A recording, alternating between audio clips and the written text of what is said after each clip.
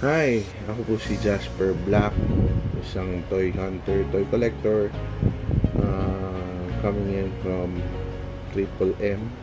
It's Malabon, Metro Manila.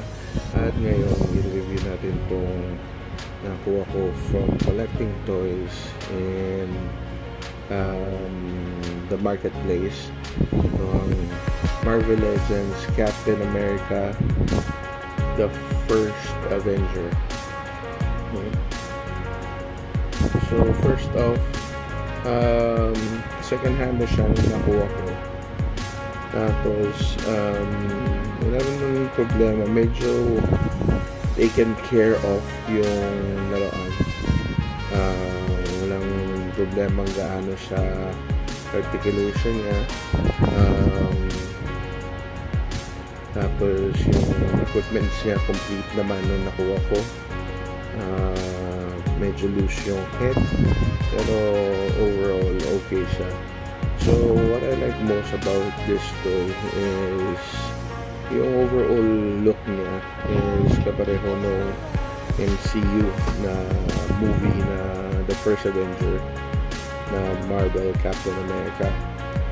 Pero meron din ako mga konting reklamo in terms of what I got.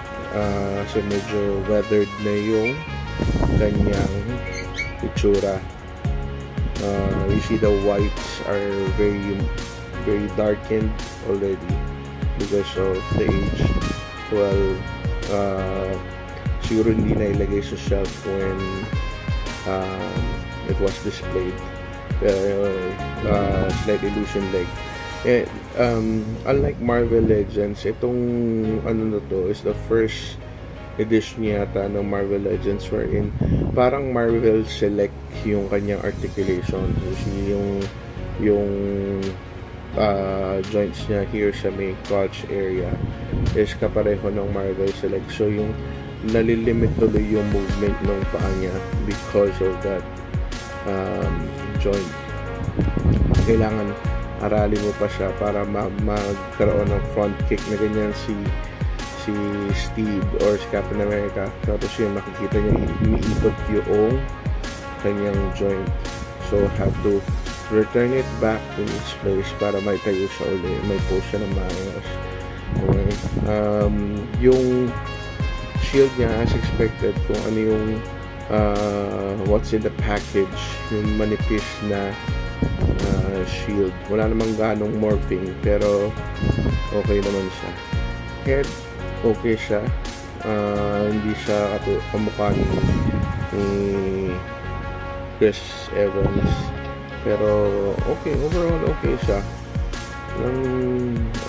The back, and okay.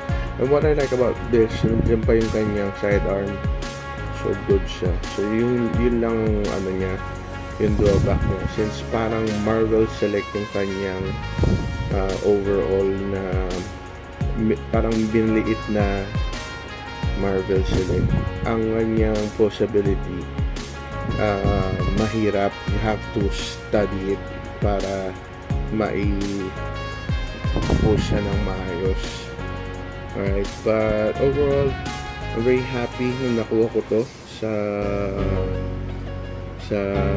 marketplace. I got it for I think around, hindi na sabihin yung price, pero it's affordable naman. Very rare na rin kasi makakita ng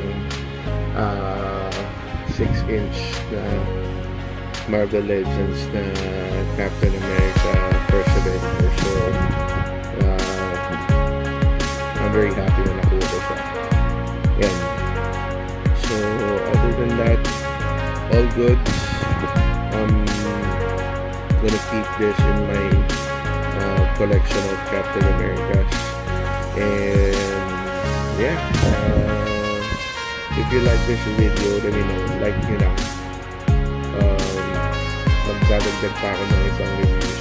Meron na akong buong line ng MCU Captain America na gusto kong i-review. Pero titignan ko muna yung output ng video na to.